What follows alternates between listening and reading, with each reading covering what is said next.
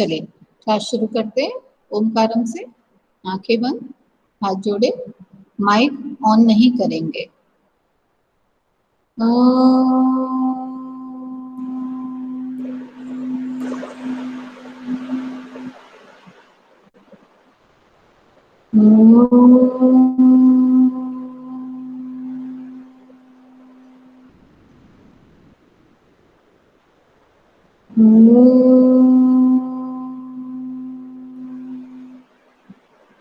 साई राम।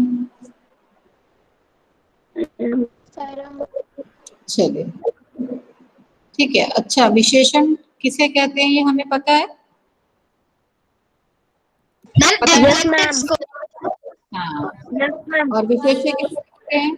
वाक्य में कोई भी विशेष किसे कोई भी विशेषण डिफाइन करे। हाँ, जिसकी भी विशेषता बताई जाती है वह विशेष्य कहलाता है, और जो विशेषता बताई जाती है वह विशेषण कहलाता है। ठीक है, जिसकी भी विशेषता बताई जाती है वह विशेष्य होता है। जैसे जैसे ताजमहल सुंदर है, तो सुंदर विशेषण है, और किसकी विशेषता बताई जा रही है? ताजमहल की। तो ताजमहल क्या कहलाता है? हाँ, विशेष। ठीक है, तो हम इसी प्रकार से छोटा सा टॉपिक है, एक बार आपका रिवीजन हो जाएगा। ठीक है, तो मैं प्रेजेंट कर रही हूँ स्क्रीन अपनी, देखते हैं क्या है। थोड़ा सा है, बहुत ज्यादा बड़ा नहीं है चैप्टर, बट आपको समझना जरूरी है, इसलिए बस मैंने आज ले लिया।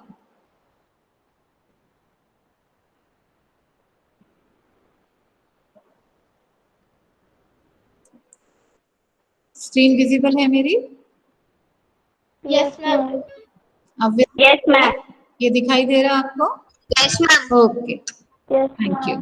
ठीक है, तो हमारा आज का जो विषय है वो है विशेषण। ठीक है, देखते हैं। मैम आपकी प्रेजेंटेशन नहीं दिख रही। मेरी प्रेजेंटेशन क्यों नहीं दिख रही? मैम पता नहीं।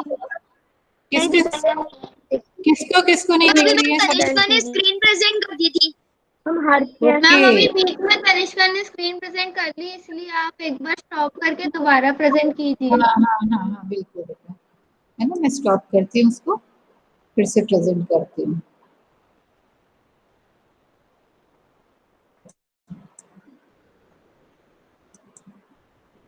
बेटा, बटन्स को ना बहुत सोच समझ के इस्तेमाल करो। आपका काम सिर्फ क्या है कि आप म्यूट और अनम्यूट करो। आपका कैमरा भी ऑन रहेगा तो अच्छी बात है, आप दिखाई देंगे। ठीक है, तो हमारा केवल हाथ केवल अपने म्यूट और अनम्यूट करने के लिए चाहिए, बाकी किसी भी उसको आप क्लिक न करें।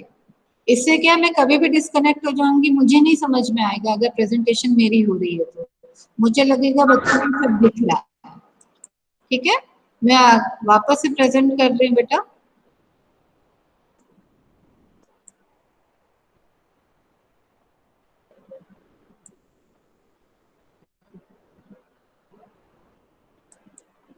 दिख रहा है मेरा ये screen? Yes ma'am. Yes ma'am. Yes ma'am. Okay good.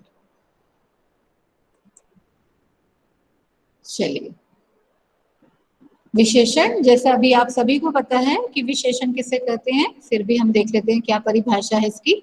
जो शब्द संज्ञा या सर्वनाम की विशेषता बताते हैं उन्हें विशेषण कहते हैं। कोई भी संज्ञा शब्द यानी नाम वाले शब्द, और कोई भी सर्वनाम जो संज्ञा के जगह पे प्रयुक्त होते हैं, उन सभी की विशेषता जो भी शब्द बताते हैं उन्हें विशेषण कहा जाता है। ठीक है, अब देखिए उदाहरण के तौर पे, खेत में लाल टमाटर लगे हैं। टमाटर कैसे हैं? लाल। तो लाल क्या है? विशेषण है, और टमाटर विशेष्य है। अभिनव श्रेष्ठ निशानेबाज है, तो निशानेबाज कैसा है? वो श्रेष्ठ। निशानेबाजी में क्या बताया था? श्रेष्ठ उसकी विशेषता बता रहा है, तो ये विशेषण है और ये विशेष्य हुआ। ठीक है, अब विशेष्य क्या है? विशेषण शब्द जिस संज्ञा या सर्वनाम की विशेषता बताते हैं वह विशेष्य कहलाते हैं। जैसे अच्छी गायिका, गायिका की विशेषता है कि वह बड़ी अच्छी है। चार पुस्तकें, पुस्तकों की विशेषता है कि वह चार है संख्या में। तो कितनी पुस्तकें? चार, ये विशेष्य है। ये विशेष्य है और ये विशेषण है। विशेषण के चार भेद होते हैं, चार प्रकार होते हैं। पहला गुणवाचक विशेषण, गुण से संबंध में आ रहा है कि उसमें क्वालिटी होती है, और वो क्वालिटी पॉजिटिव भी हो सकती है, नेगेटिव भी हो सकती है। संख्यावाचक यानी जिसमें हमें नंबर पता चलते हैं, वो संख्या परमानेंट ऐसे जिसको आप काउंट कर सकते हैं ऐसी भी हो सकती है, और ऐसी भी हो सकती है जिसको आप काउंट नहीं कर सकते, अनकाउंटेबल हो सकती है।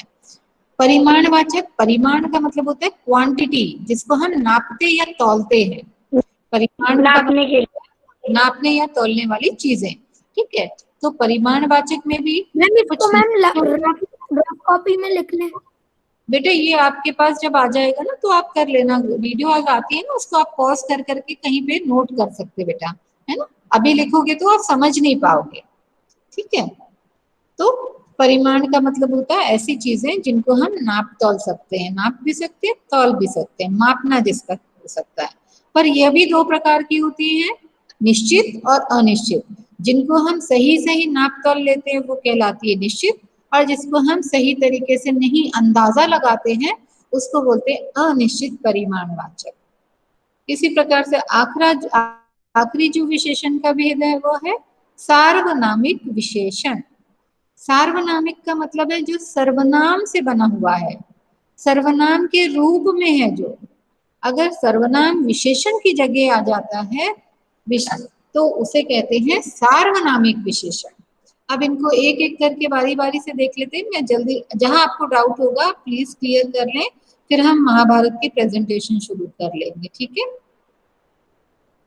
गुणवाचक विशेषण देखिए, जो विशेषण शब्द संज्ञा या सर्वनाम शब्द के गुण दोष, रूप रंग, आकार, स्वाद, दशा, अवस्था, स्थान आदि की विशेषता प्रकट करते हैं गुणवाचक कहलाते हैं। आपके पहले पाठ में है कि नाम बड़ा सुंदर है, तो नाम की सुंदरता, नाम सुंदर है, यह नाम के यह गुणवाचक विशेषण है। इसलिए मैंने सोचा विशेषण आपको थोड़ा सा डिटेल में बता दूं, क्योंकि 2-3 पार्ट में लगातार आया हुआ है।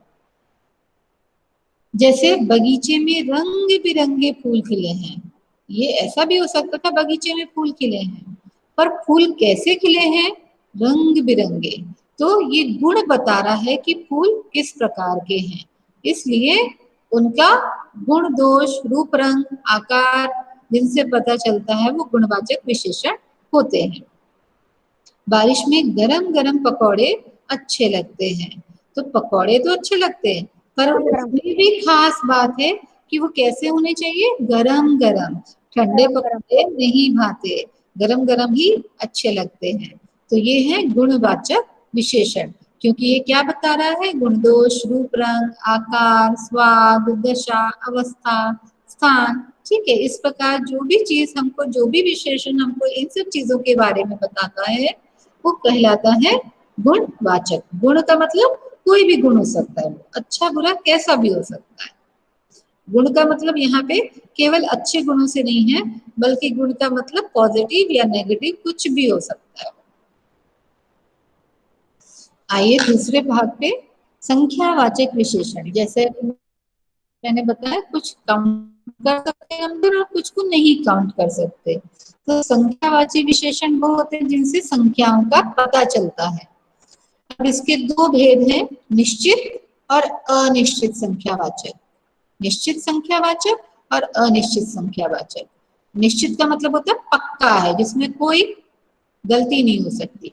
अनिश्चित का मतलब होता है अंदाज, जिसमें हम इमेजिन करते, गेस करते, इतना हो सकता है, एक दो कम ज्यादा भी हो सकता है, पर यदि हम गिनना चाहें तो उनको गिन भी सकते हैं, ठीक है। अब देखिए निश्चित संख्यावाचक विशेषण विशेष्य की निश्चित संख्या का बोध कराते हैं। निश्चित मतलब काउंटेबल नंबर होते हैं ये। कमरे में 2 पंखे हैं, न 2 से ज्यादा न 2 से कम। मेरी कक्षा में 34 या 35 बच्चे हैं, जो भी है 35 है तो 35 बच्चे हैं, ठीक है। ये 34 नहीं हो सकते, ये 33 नहीं हो सकते, ये 37 नहीं हो सकते। तो 35 ही निश्चित नंबर है, ये फिक्स्ड है, फिक्स्ड नंबर है, ठीक है। अगर हमें नंबर नहीं पता हो तो हम क्या बोल सकते हैं कि कमरे में कई पंखे हैं, कई हो जाएगा, इसका मतलब वो अनिश्चित है। मेरी कक्षा में हाँ, बहुत सारे बच्चे हैं, तो बहुत सारे बच्चे जो हैं हम उनको चाहेंगे तो काउंट भी कर सकते हैं, पर अभी हमने काउंट नहीं किया, अंदाजा लगाया है, तो वो अनिश्चित संख्यावाचक है। ठीक है। अनिश्चित संख्यावाचक विशेषण विशेष्य की निश्चित संख्या का बोध नहीं करवाते हैं। जैसे गाड़ी आने पर कुछ लोग उतर गए, कुछ 2 भी हो सकते हैं, 4 भी हो सकते हैं, 10 भी हो सकते हैं, 20 भी हो सकते हैं, कुछ मतलब कितने भी हो सकते हैं, पर यदि हम काउंट करना चाहें तो काउंट कर सकते हैं। सभी बच्चे बैठ जाएं। अब सभी बच्चे एक जगह अगर बैठे हुए हैं तो हम चाहेंगे तो हम काउंट कर सकते हैं, उसको गिनने में टाइम लगेगा, पर वो बहुत ज्यादा है, इसलिए हमने उनको काउंट नहीं किया है और हमने सबको एक साथ इंस्ट्रक्शन दे दिया, आदेश दे दिया, तो इसलिए सभी में वो सब आ गए जो वहां पर बच्चे हैं और खड़े हैं, बैठे नहीं हैं। तो संख्यावाचक जो संख्या से संबंधित है, काउंटिंग से संबंधित है। अगला है परिमाणवाचक, जो मात्रा बताता है, क्वांटिटी बताता है, या फिर जिसको हम नाप या तौल सकते हैं, जिसको हम तौल सकते हैं, नाप सकते हैं कि 1 लीटर है, 2 लीटर है, या फिर 1 किलो है, 2 किलो है। इस प्रकार से जब हम नाप पाते हैं तो कहलाता है परिमाणवाचक विशेषण। इनको काउंट नहीं कर सकते हैं। ठीक है। इनके भी 2 भेद है, देखिए, निश्चित और अनिश्चित। निश्चित परिमाणवाचक विशेषण, जो विशेषण शब्द किसी वस्तु की निश्चित मात्रा अथवा मापतौल का बोध कराते हैं। जैसे माँ ने बोला कि बाजार से 2 किलो चावल ले आओ, या 1 किलो शक्कर ले आओ, 1 दर्जन केले ले आओ। ये सारे क्या है? निश्चित परिमाणवाचक, जिसको हम तौल के भाव से लेते हैं, नाप के भाव से लेते हैं। 2 लीटर दूध चाहिए, आधा किलो ये चाहिए, वो चाहिए। ठीक है, ये परिमाण है जिसको हम नापते या तौलते हैं। अनिश्चित परिमाणवाचक, जो विशेषण शब्द किसी वस्तु की निश्चित मात्रा का बोध नहीं कराते, अनिश्चित परिमाणवाचक विशेषण कहलाते हैं। जैसे मुझे थोड़ी सी चीनी चाहिए, वो थोड़ी 1 पाव भी हो सकती है, आधा किलो भी हो सकती है, 1 कटोरी भी हो सकती है, पर हमने क्या बोला? हमें थोड़ी चीनी चाहिए। वो दूसरे के लिए कुछ भी हो सकती है। ऐसे ही बाजार से कुछ मीटर कपड़ा खरीद लाना, कपड़े का कुछ भी क्वांटिटी हो सकती है। आप 1 मीटर हो सकता है, 2 मीटर कपड़ा खरीद सकते हैं, 25 सेंटीमीटर खरीद सकते हैं, थान का थान खरीद सकते हैं, 10 मीटर खरीद सकते हैं, पर हमने बताया नहीं है। उसको चाहेंगे तो हम नाप सकते हैं, पर अभी नापा नहीं है, इसलिए उसको बोला है कुछ मीटर कपड़ा। कुछ मीटर में वो 2 मीटर हो सकता है, 4 मीटर हो सकता है, 10 मीटर हो सकता है, आधा मीटर हो सकता है, कैसा भी हो सकता है, पर उसकी संख्या निश्चित नहीं है। वो परिमाण जो है, क्वांटिटी जो है, निश्चित नहीं है, इसलिए वो अनिश्चित परिमाणवाचक विशेषण कहलाता है। सार्वनामिक विशेषण, अभी मैंने बताया कि सर्वनाम का मतलब होता है जो संज्ञा शब्दों के साथ प्रयुक्त होते हैं। स्पेलिंग मिस्टेक है बेटा, सॉरी। जिन सर्वनाम शब्दों का प्रयोग संज्ञा के आगे उनके विशेषण के रूप में जुड़ा होता है, उन्हें सार्वनामिक विशेषण कहते हैं। जब भी हम किसी सर्वनाम का प्रयोग किसी संज्ञा के साथ में करते हैं उसकी विशेषता बताने के लिए, तो वह कहलाता है सार्वनामिक विशेषण। जैसे वह कार मेरी है, हमने हाथ दिखाया और बताया वह कार मेरी है। अब मैं ये बोलूं कि यह मेरा चश्मा है, तो इससे आपको पता है कि जो मैं दिखा रही हूँ वह मेरा है। ठीक है। कोई पुजारी जा रहा है, कोई भी हो सकता है, हमें इसका नाम नहीं पता है, पर वो जो जा रहा है उसके बारे में हम बात करें कि वो जो कोई जा रहा है वो पुजारी है। यह किताब मेरे दोस्त की है, पर्टिकुलर किताब अगर आपने कोई दिखाई कि ये वाली किताब मेरे दोस्त की है, तो यह किताब मेरे दोस्त की है, वह किताब मेरी है। तो इसमें हमने सर्वनाम का प्रयोग किया है, इसलिए ये सार्वनामिक विशेषण है। बस ये इतना ही था। अब आप बताओ, किसी को कोई डाउट है? कोई डाउट है किसी को? No ma'am. ठीक है, मैं बंद, नो मैम। पक्का बंद करूं? समझ में आ गया? चारों प्रकार विशेषण होंगे। Yes ma'am. Okay, yes ma'am. Yes ma'am. Thank you. Ma'am, I am ready. नहीं, आपको नहीं बोलूंगी। रितु किसकी प्रेजेंटेशन पहले थी? मैंने नाम लिख के भेजे थे। मैम हिमांशु। हाँ हिमांशु, शुरू करेंगे, आ जाओ। हिमांशु की प्रेजेंटेशन देखते हैं।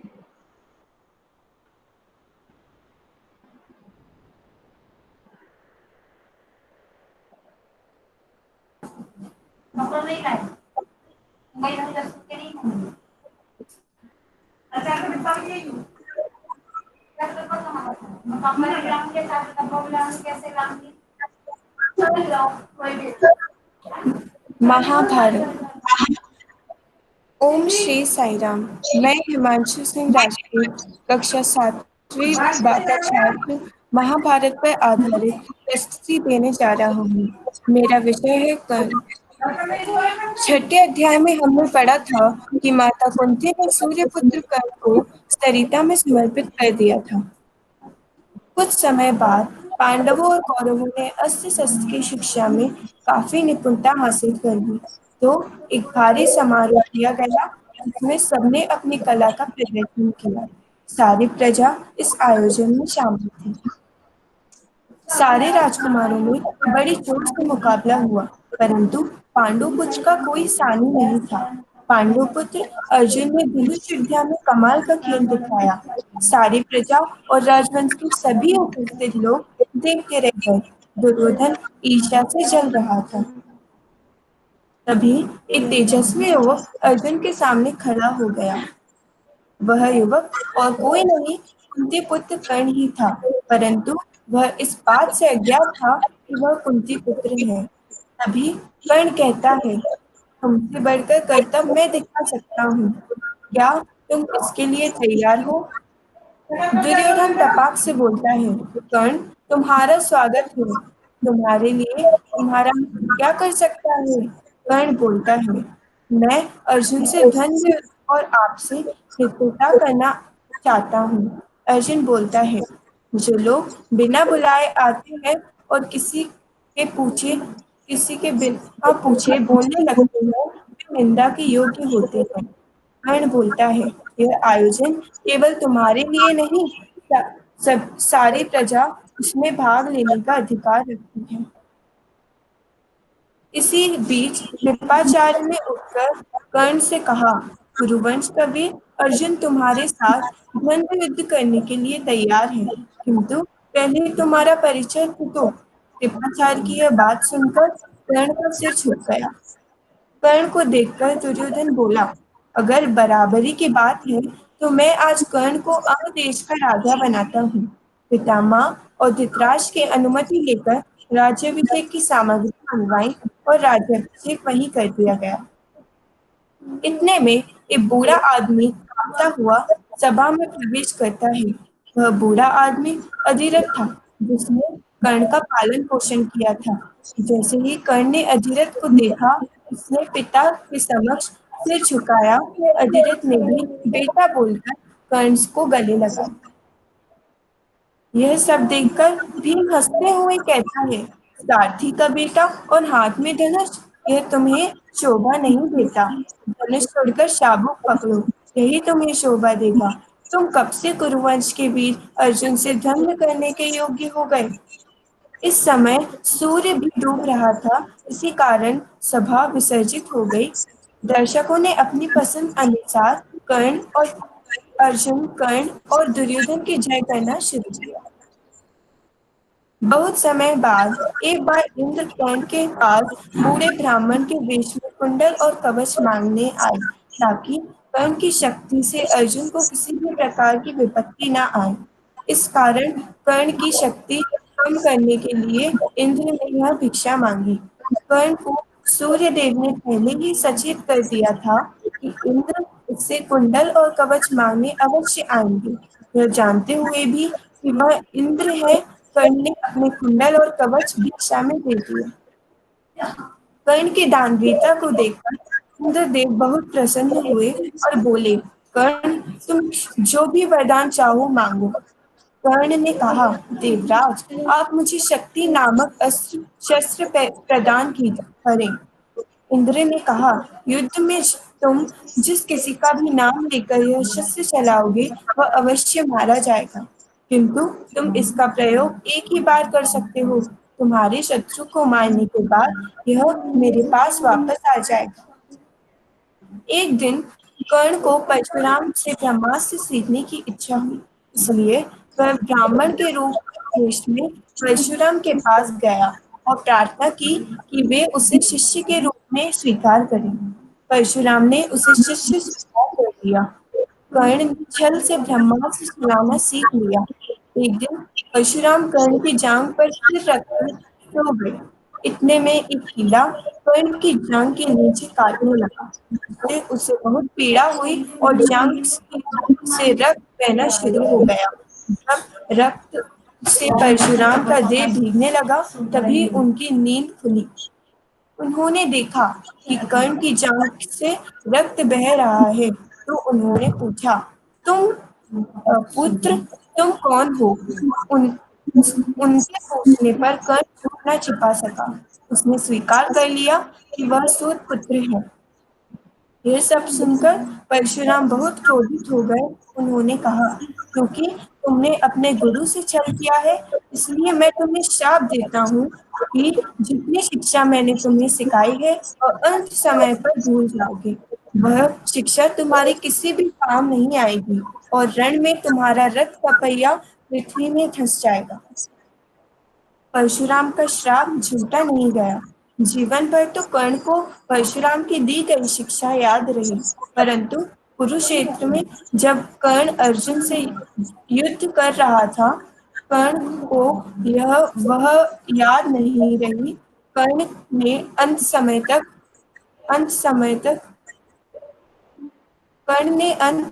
तक दुर्योधन का साथ नहीं छोड़ा। भीष्म तथा आचार्य द्रोण के आहत हो जाने के बाद कर्ण को सेनापति बनाया गया। कर्ण ने अद्भुत कुशलता से युद्ध का संचालन किया। शाप के अनुसार जब कर्ण के रथ का पहिया पृथ्वी में धंस गया, तो कर्ण ने धनुष जमीन पर रखकर पहिया निकालने का प्रयत्न करने लगा। तभी अर्जुन ने कर्ण पर प्रहार किया। जब माता कुंती को यह पता चला तो उन्हें बहुत दुख हुआ।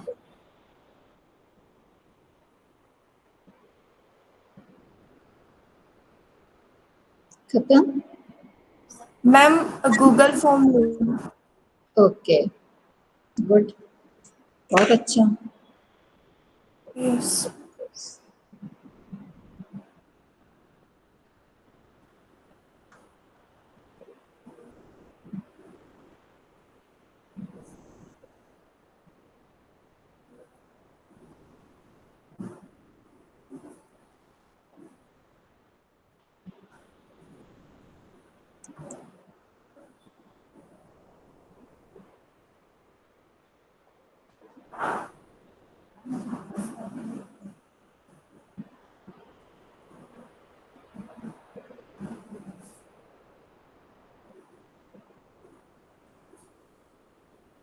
हिमांशु, हाँ आ गया, गूगल फॉर्म आ गया बेटा सभी के पास, देखो।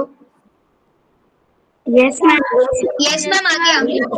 जल्दी से इसको Yes, सॉल्व ma'am. करो, ज्यादा टाइम नहीं लेना है, ठीक है? बहुत ज्यादा टाइम नहीं लेना बेटा, फटाफट सॉल्व करो।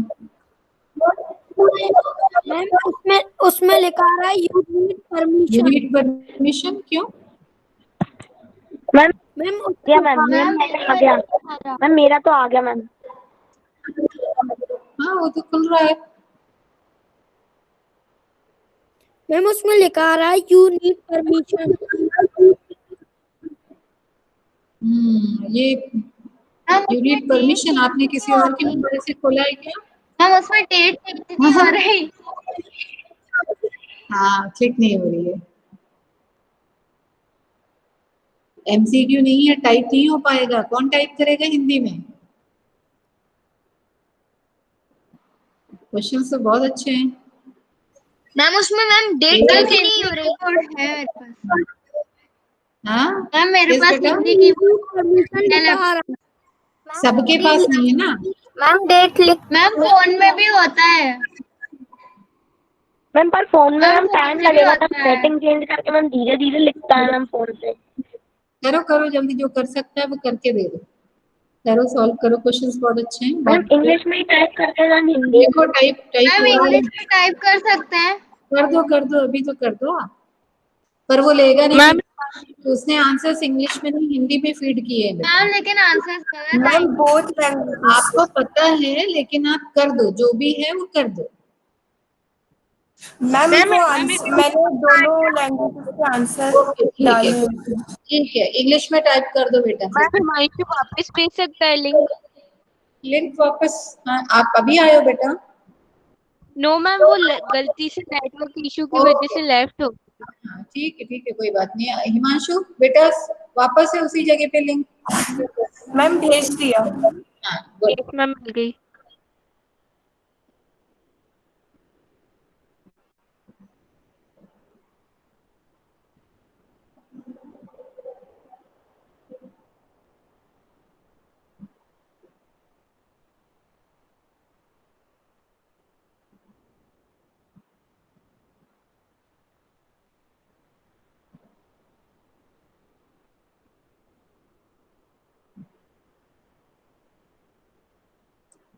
मैम उसमें सबमिट नहीं हो रहा है और डेट चेंज नहीं हो रही। वो बोल रहा है this is required.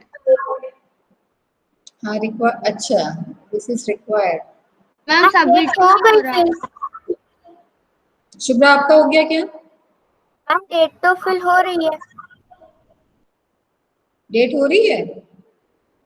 Yes ma'am. Ma'am उस पे 2 बार क्लिक करने से हो जाएगी। Yes ma'am. हाँ यस मैम हो रही है। ठीक है, 2 बार क्लिक करके देखो बेटा, डेट पे 2 बार क्लिक करके देखो, शायद हो जाए। सभी का हो रहा है तो आपका भी हो जाएगा बेटा।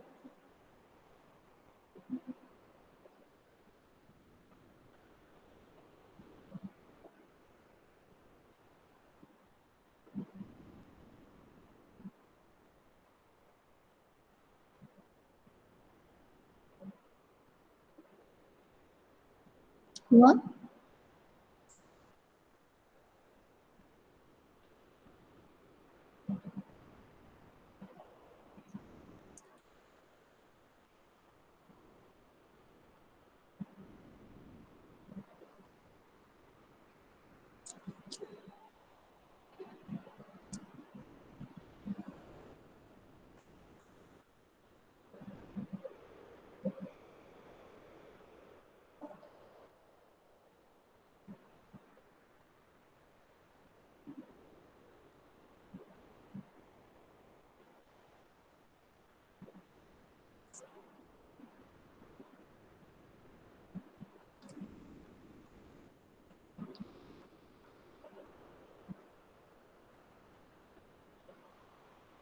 अरे चलो, मैं नेक्स्ट प्रेजेंटर को बुला रही हूँ, तब तक आप लोग ट्राई करते बैठो। ठीक है रितु आ जाओ। मैम 0 आए हैं। हाँ जीरो मैम 0 आए हैं मैम क्योंकि इंग्लिश में टाइप किया था। कोई बात नहीं, कोई उसने दोनों में आंसर डाला, वो बोल रहा है कि दोनों ने आंसर डाला। नो मैम मैंने सारे 3 डाले थे। कोई बात नहीं, ठीक है, ये तो जस्ट प्रैक्टिस के लिए, कोई मार्क्स नहीं दे रही, वो तो ट्राई कर रहा है। कोई बात नहीं बेटा, कोई प्रॉब्लम नहीं। ठीक है, कोई बात नहीं, हमने अटेम्प्ट किया, ये अच्छी बात है। वो नहीं ले रहा है तो कोई दिक्कत नहीं है ना, उसका कोई लेना देना नहीं है। जस्ट आपने अगर आंसर सही लिखा है तो कोई प्रॉब्लम मैम नहीं है। ठीक है रेणुका ने मैम आंसर इंग्लिश में लेके मैम उसमें हिंदी में टाइप है तो मैम 2 नंबर आए।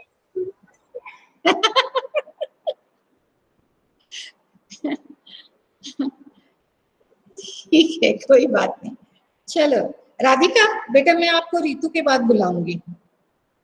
ठीक है राधिका, आफ्टर मैम कौन प्रेजेंट करेगा?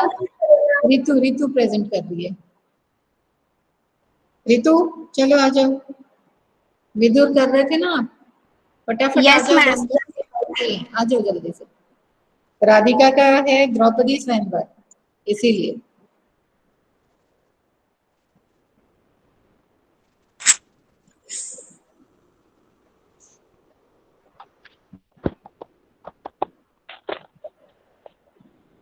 मैम स्क्रीन विजिबल है? हाँ दिख रहा है बेटा, दिख रहा है। Yes ma'am. महाभारत प्रस्तुति। मैम एमसीक्यू फॉर्म में बनाया है। ठीक है।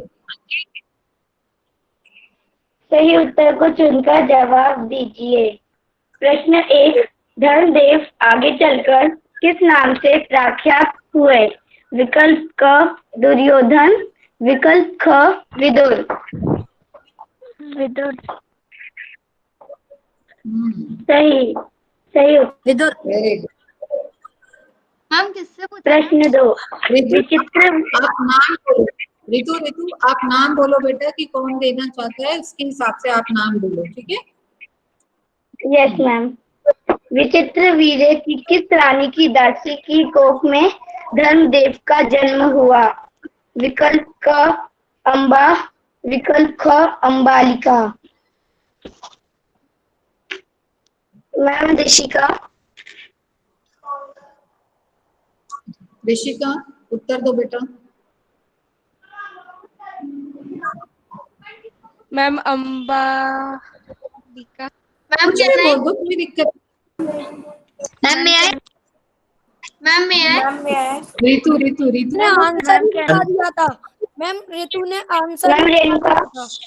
मैम बेटा बीच में अंबालिका। अंबालिका। आपको आंसर सही। पता भी है, आप चुप रहो, ठीक है। बीच में मैम ये सही है। टाइम पास नहीं। गुड बेटा। प्रश्न 3, विदुर को किसका प्रधानमंत्री नियुक्त कर दिया गया? क राजा धृतराष्ट्र, ख राजा शांतनु। मैम अदीब। मैम राजा धृतराष्ट्र। सही। राजा थे। प्रश्न 4, क्या देखकर पितामह भीष्म ने विदुर को धृतराष्ट्र का प्रधानमंत्री नियुक्त कर दिया गया? क क्रोध, ख विवेक तथा ज्ञान। मैम दिव्यांश। दिव्यांश विवेक तथा ज्ञान। सही। गुड। किसने दुर्योधन को जुआ खेलने की अनुमति दी?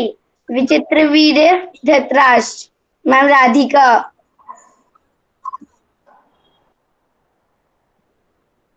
राधिका धृतराष्ट्र। सही। जुआ किसके नाश का कारण है? राज्य के नाश, धन का नाश। धन का नाश। धन का। सही। किससे पूछा? मैम आंसर बोल दिया। धन का नाश। नो मैम, राज्य के नाश। हाँ, वैसे अनिल ने बोला धन के नाश का कारण। मैम जनरल अनिल में राज्य के नाश का। राज्य के नाश का कारण है, विनाश राज्य का होता है। मैम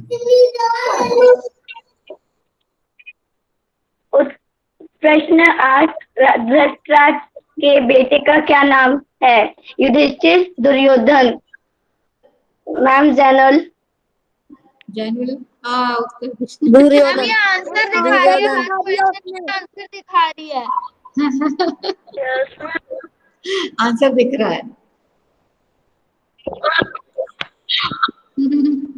मैम हाँ, प्रश्न 9, विदुर हमेशा किसके बारे में सोचते थे? अपने बारे में, दूसरों के बारे में। Ma'am Raghav. Raghav. Ma'am Anil. Ma'am दूसरों के बारे में। सही। धृतराष्ट्र ने अपने बेटे को किस रास्ते पर लाने का प्रयत्न किया? सही, गलत। मैम सही। मैम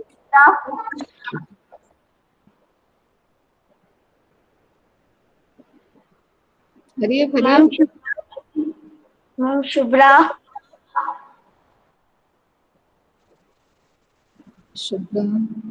शुभ्रा हो क्या? Yes ma'am. प्रश्न का उत्तर दो। सही। सही। युधिष्ठिर किसकी मर्यादा रखने के लिए जुआ खेलने गए? क्षत्रियकुल की, मान की। नाम तनिष्का। तनिष्का, अनम्यूट योरसेल्फ बेटा। मैम कहना क्षत्रिय कुल की। सही। मैम धन्यवाद। धन्यवाद। वेरी गुड, बहुत अच्छा, गुड। चलो आ जाओ राधिका। मैम मैम हाँ, मैम यहाँ मैम वो राधिका बोल रही है उसका प्रेजेंटेशन डिलीट हो गया। कैसे डिलीट हो गया? ओके, राघव आ जाओ। राघव तिवारी। Yes ma'am. हाँ बेटा, प्रेजेंटेशन। Yes ma'am.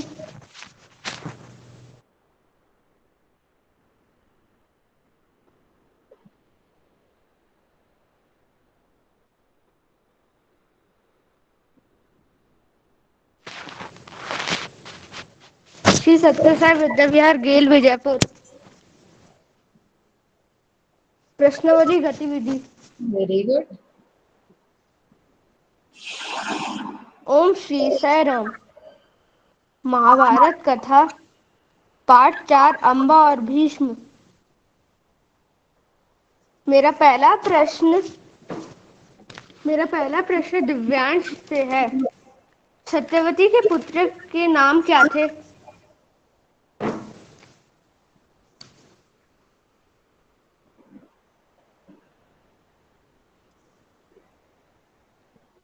हरियर दिव्यांश,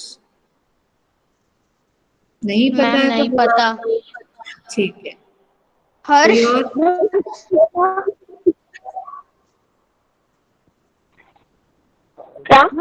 राघव। सत्यवती के पुत्र के नाम क्या थे? नहीं पता। चित्रांगद। कहनाई। विचित्र वीर्यो चित्रांगद। मेरा अगला प्रश्न हर्ष से है। भीष्म से कौन मुकाबला कर सकता था? भीष्म से अर्जुन। द्रोणाचार्य। गलत जवाब। परशुराम। मैम सही जवाब। दिव्यांश का सही है। शिखंडनी। मेरा अगला प्रश्न दिव्यांश से है। भीष्म काशी क्यों गए?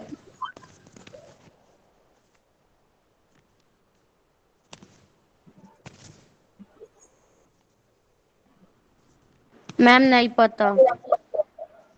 जैनुल। महामंत्री बनने। गलत जवाब। Raghav Sharma.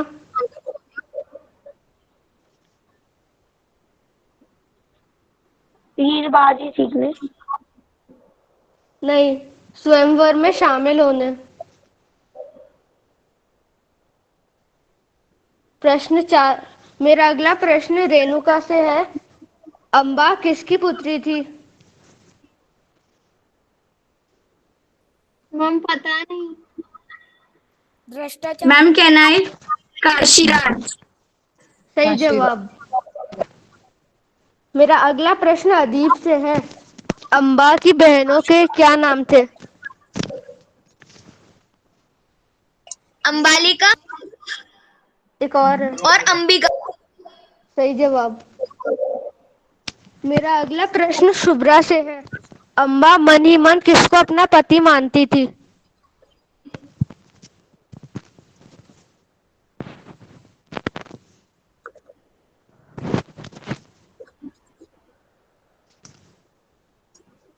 Shubha, are you there? Don't know. Anybody else? Shyam. सही जवाब। मेरा अगला प्रश्न अनिल से है। भीष्म ने अंबा से विवाह करने से इनकार क्यों किया? मैम नहीं पता। राधिका। शर्त थी मैम क्योंकि भीष्म ने एक प्रतिज्ञा ली थी इसलिए। सही जवाब। सही जवाब। ना, मेरा अगला प्रश्न राधिका से है। अम्बा जब पुरुष बनी तब उसका क्या नाम था?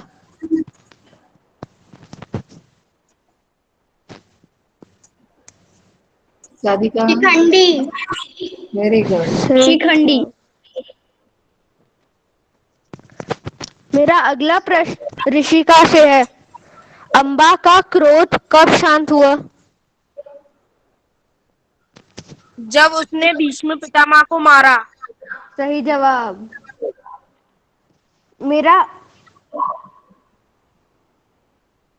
मेरा अगला प्रश्न प्रणव से है। कौरवों और पांडव के बीच युद्ध कहाँ हुआ? कुरुक्षेत्र के मैदान। सही जवाब। क्षेत्र के मैदान में। मेरा अगला प्रश्न पार्थ से है। भीष्म का अंत किसने किया? शिखंडी। गलत जवाब। अर्जुन। सही जवाब। अर्जुन। मेरा अगला प्रश्न अदनान से है। ऋषियों की सलाह पर अम्बा किसके पास सहायता के लिए गई?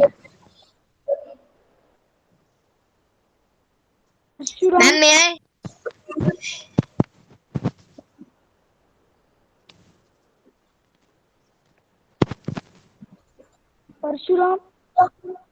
सही जवाब। परशुराम। मेरा अगला प्रश्न कृष्णा से है। राजा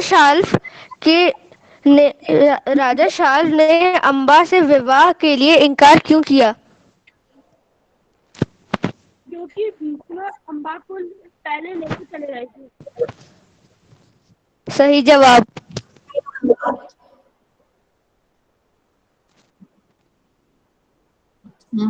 धन्यवाद। बहुत बढ़िया, गुड, मजा आया। चलो क्लास एंड कर रहे हैं बेटा, सेशन एंड करते हैं, ठीक है। बाकी के भी सब तैयार करें और मुझे इंटीमेट करें कि हमारा ये तैयार है। चले शांति पाठ।